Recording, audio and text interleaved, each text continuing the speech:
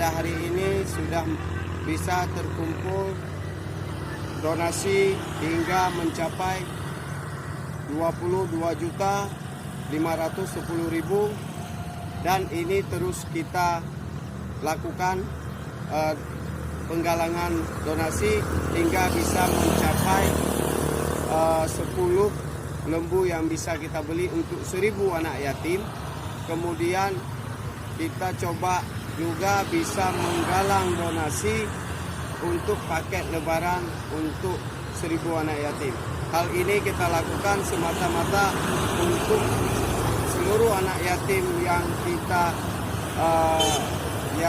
dukung atau yang kita santuni, ini bisa menikmati indahnya kebersamaan dengan orang tua mereka yang saat ini kita semuanya menjadi ayah bagi mereka dan ibu bagi mereka semuanya.